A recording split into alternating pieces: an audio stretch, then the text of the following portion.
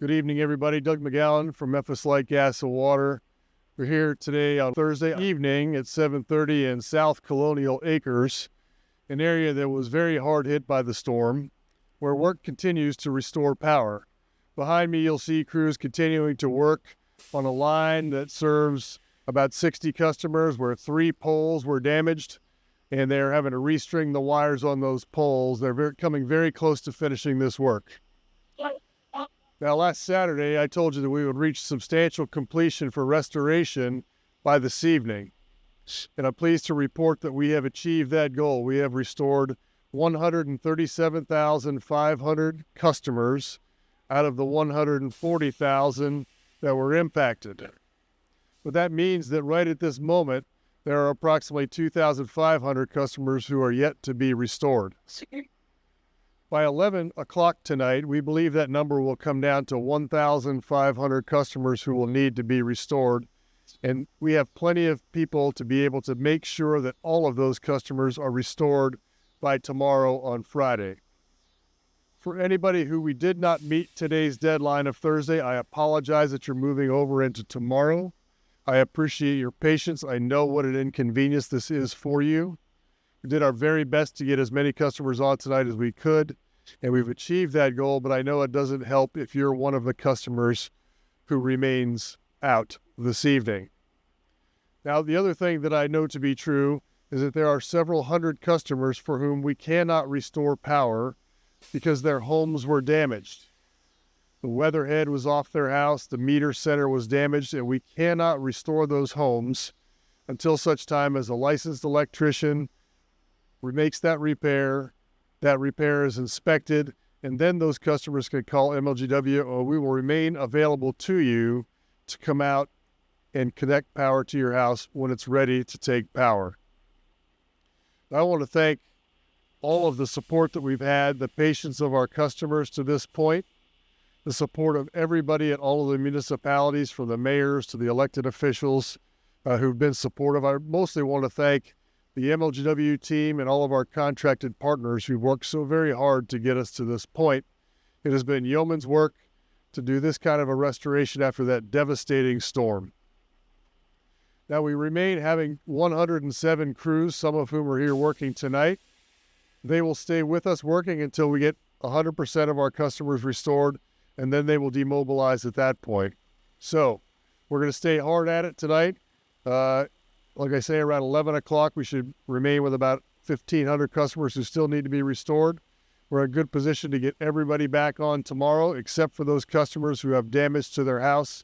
And I encourage all of them to get an electrician out to come and fix their home. So with that, I'd like to stop and take any questions that anybody has. You're getting the WRG. What would you say is your dope?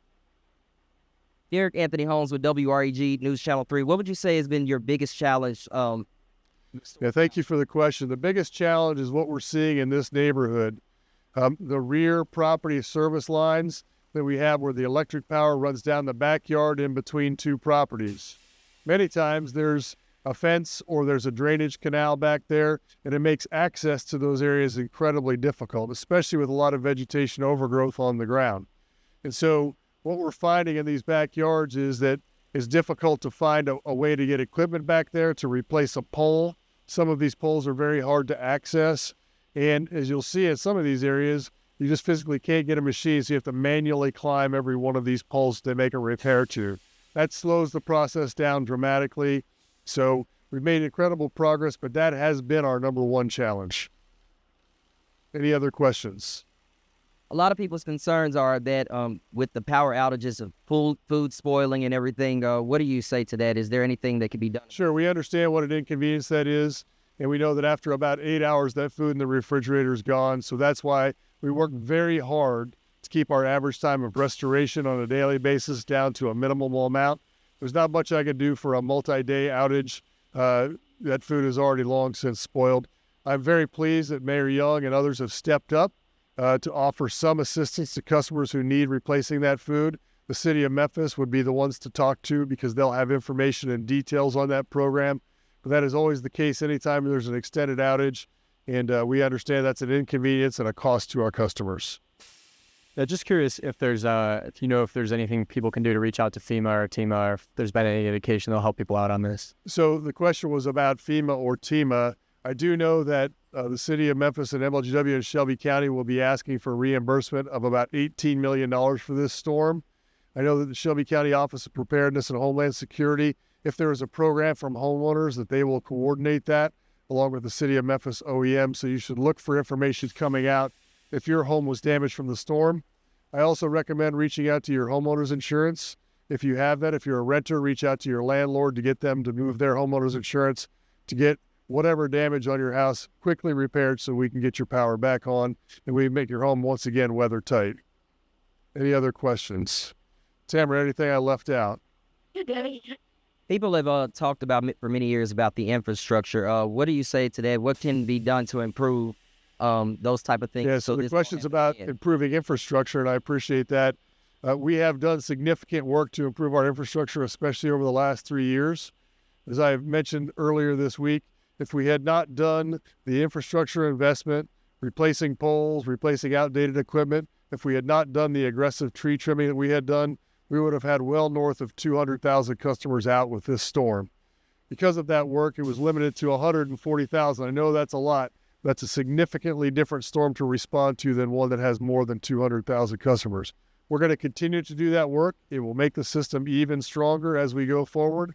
And so that is a 5-year plan. We aim to be substantially done with that by 2029 with automated restoration, with our automated grid management system that we have out there, our advanced distribution management system. So look for more good things to come.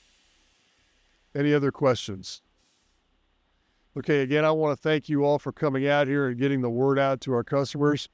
I want to apologize to customers who are going to do one more hard night, one more hot night without power. We did our level best to get here, but we're going to get to you tomorrow. If you have some kind of damage to your electric weatherhead or your meter, please get that electrician out to inspect your home so that we can connect your power after that point. Thanks, everybody.